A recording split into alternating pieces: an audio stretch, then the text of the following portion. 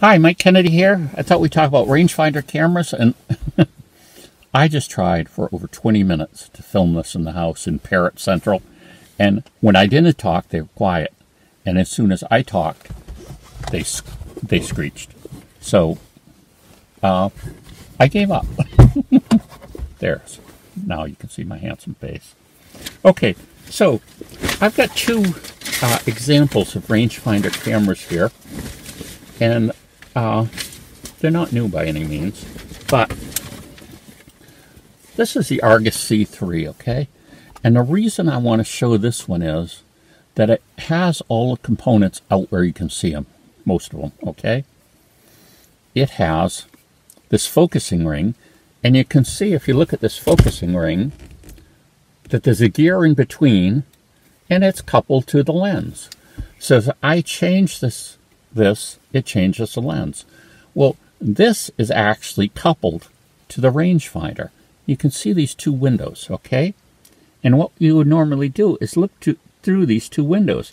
One window you'd use to focus, which means there's generally a yellow image, a small yellow image of what you're looking at, and then a normal colored image, and you bring those two together by adjusting the focus, and then you're in the right focus, okay? Then you would switch over to the viewing hole and take a photograph. So there you have both the rangefinder and the viewing portal separate, okay? Now how can this work? Well, this works by some basic trigonometry, you could say, but it's mechanical. Just like, you know, if you understand what have you ever seen a slide rule? Are you old enough to know what a slide rule is? You know, we went to the moon based on a slide rule before they had calculators and powerful computers and things like that. But with trigonometry, we can tell that if we have, I've got L1 and L2, but this is the base of the camera. This is the distance between those two windows. If we know the distance, and then we know the angle, we can determine the distance, okay, to the object, okay? This is using trigonometry. Well, we don't actually have to figure it out because they've engineered it in mechanically so that as we turn one of the knobs to bring those images together, the lens is coupled and it gives you the correct distance, okay? So, now, so this you could say would have been an early type of range finding system where they had to have them separate. Another example of a separate one was the, which I don't have an example of, but I used to have one, is a Graflex press camera. One of the big cameras you see when they're showing older movies, and these people have these huge dishes with the flash bulbs. They've got this camera with bellows, and they're taking news pictures with them. Well, generally, those cameras had no focusing system, so they had a separate rangefinder that you could look in and adjust to set the focus, okay? Because a lot of times those cameras also would be used by taking the film holder out and actually looking at the ground glass, and you would just focus until you got a photo that you wanted, the sharpness you wanted. But of course, if you're doing news photography or people moving around and you're trying to work quickly, well, ground glass doesn't quit it. It doesn't do it. So at least in that arrangement, then having to put the film back and everything, it's not like the twin lens reflex we described before, which is also, you know, coupled to the you would focus, and then the ground glass, you could see it coming in and out of focus quite easily. So it was a lot quicker and more accurate. And what you find, especially with larger cameras, the longer the lens, the narrower the depth of field is, okay? Now, it's interesting to note that as you make this triangle, these two things smaller, it's less and less accurate. And look at this. This is only those look about an inch apart. So it's like, wow, that doesn't seem like that could be very accurate. Well, there's another error, not an error, but something that makes up with it in photography.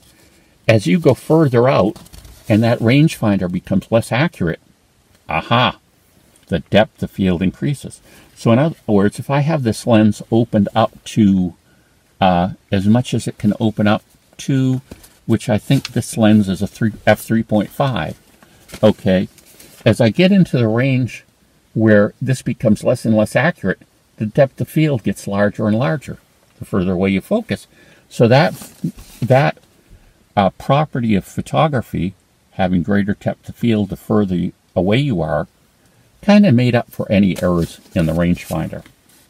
Okay, now we're going to look at a little bit more modern rangefinder. This would be typical more of many rangefinders. This is a Canon 28 or, yep, 28. And this has a 42.8 lens. This could focus to a little under 3 feet. And again, what you have here is, rather than having two separate windows, they combine it all, okay? But you can still see here, there's a small hole here. That's the hole that is going to be mirrored over so that when you turn this, you'll see the two images and it will come into focus. You can also see this frosted area. That frosted area is going to be used to put light into the viewfinder so that you can see certain information. Okay, so I'm going to take this and try to hold this up to my camera so that you can see what's in here. Boop, boop, boop, if I get it right. There you go. Look, you can see me, but look at all these strange markings. Over to my right, you have a line at the bottom, and you've got a little L-shaped line at the top. Over here, over to the left, you've got another line. These look like they're smaller into the down to the. They're bringing. There's a frame there, but only parts of the frame are there. And then over on this other side, you can see some exposure information. Okay. Now, you can see right about where my nose is. There's a yellow block. Well, that's the yellow block I'm talking about that normally you would take, and you would look at this and you would bring those two together. And then you would know it would be focused. Now, as the, you could say as lens design improved, lenses could be made faster and faster. That means wider apertures or lower f numbers. So like this has a 3.5, this has a 2.8, but you would find other rangefinder cameras that would have f2, f1.4 lenses, okay? And then you've got a very narrow, especially when you're close, a very narrow area that's in focus between the front and the back. So it becomes extremely important to have an accurate focus when you're in low light levels and you're using those f numbers. Now, if you're outdoors all the time, you know, in sunlight, my goodness, you could do most of your pictures with it just set at infinity. And the fact that there's enough sun, the lens would stop down enough so that, you know, all your scenic pictures would come out good. And, but that's the idea behind a rangefinder. Uses this little trigonometry, but it's all done mechanically, so you don't have to figure it out. And it gives you very accurate focus. I've just been reading a lot about people really liking this camera and people using it in traveling and everything. It had a really sharp lens. It's small. It gave accurate exposures. I'm not sure what it has right now for a battery. Let's see. I would assume that to for it to still be popular today, there would have to be a battery in it, which of course now that I'm on camera, I can't seem to open it. I think I haven't used this for a while, but every camera has a different opening system. This one you pull out the thing, okay? So to load it, unload it, you pull out the winding knob, okay? There's just a view inside the camera. But that doesn't show us the battery arrangement it has. But I think this yeah, I think the battery is housed underneath, but we're not going to fool with the battery now, just for the demonstration purposes. But needless to say, some people, like these because, again, it's really inexpensive. And if you lose it or get it wet, you know what I mean, you've lost your pictures. But it's not like you couldn't find another one of these. So I read someone saying that he considered this the best all-around travel camera to have. And obviously there's millions of choices of cameras you could have around your neck, but one that is very simple to focus. It's got auto exposure, 35mm film would be very good. It takes ASA from 25 to 400, so you're pretty set there for most things. And rangefinders were made by a lot of companies. The most famous one is the Leica. I don't have a Leica. The Leica rangefinder series. Quite a number of cameras, very high-end, very expensive cameras. But this is the rangefinder camera. And if we go back to one of my diagrams, this just shows a little bit the idea that, if we had a window spaced on each end of the camera, that what happens is, here's your viewing where you actually look into the camera, and what it does is it pipes some light from the different distance over to you and down, that yellow image that I was talking about. And then, like I say, by turning the focus, it would change this mirror ever so slightly to get that angle right, okay? And so here you've got, this one is the straight edge of the triangle, and this one's the sloping angle of the triangle. So you could get very accurate focusing. But remember I showed you when I held that camera up, there's a little problem. The closer you focus, the more you introduce something called parallax. Well, parallax means that you can see that this is the lens here, and this is the viewer. There's over an inch of difference between the two. So they're not really exactly seeing the same objects, the same frame. So and this error increases as you focus closer. Well, what they did to compensate for that is they had parallax correction marks.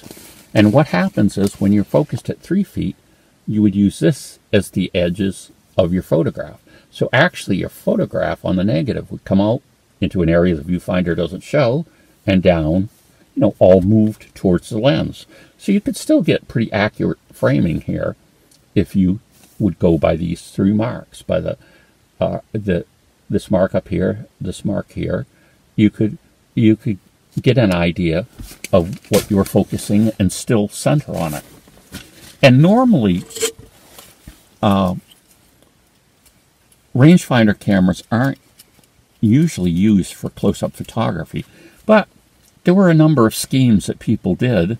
Sometimes these were the only camera someone had, or the only good camera someone had, and it is possible to put a close-up lens on this and measure the distance.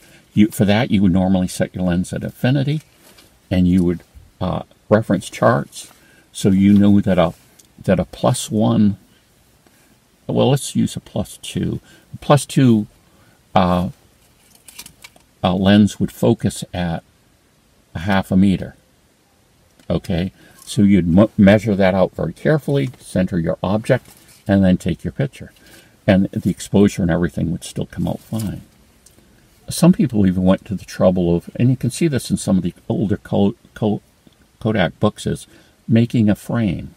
In other words, if you were doing a lot of this, you've got a tripod mount here that actually take and build a wire frame out that would exactly represent the area for the close-up lens at that exact distance.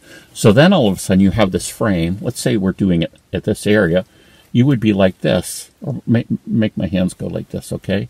So if you wanted to take a picture of something, you would bring it within that frame that you have, you know, center it or compose it how you want. Then you take the picture, and you would get good results, provided the lens was stopped down enough.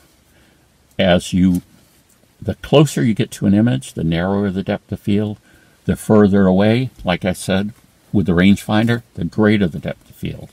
So when you get close, it gets really critical that the focusing is really right on. And also, you tend to use the smaller apertures or the higher f numbers of things like 8, 11, and 16. But we're not going to talk a lot about close-ups because that's going to be in another video. But so there you have the idea behind a rangefinder. The brick, it's called, the C3. You can see this has a light meter, and this one's a little different in that it's got two tones. I've got some that look better than this, but they're all black. But I thought this would be interesting to see one that looks a little different and that has a meter on it too. So you would adjust this for your the needle that went with a selenium cell, and then you would transfer that to the shutter speeds of your camera. It's interesting to note that most selenium cells lose their sensitivity over years of being exposed to light. So if you've got a camera that still has a selenium cell that's working well, you probably want to keep it covered as much as possible to prevent it from degrading longer. So there you have the basic idea behind the rangefinder camera. Looking in there, seeing the two images, bringing them together, snapping the picture. Now, of course, now, you know, we've gone way beyond this to everything's autofocus. We're not even using film now, but this was the start, the rangefinder camera. More camera videos to come. And please, if you like this video, like it. And if you really want to be nice to me, share it somewhere where one of your other photog friends might see it. And they made the rangefinder cameras in a lot of different formats too.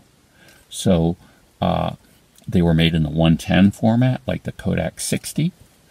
They were made in 120 format, like some of the Fuji cameras that are quite a bit later were rangefinder cameras as well. So it wasn't purely a one format deal. It was used in a lot of other formats as well. So remember, like and share, keep me alive. Bye.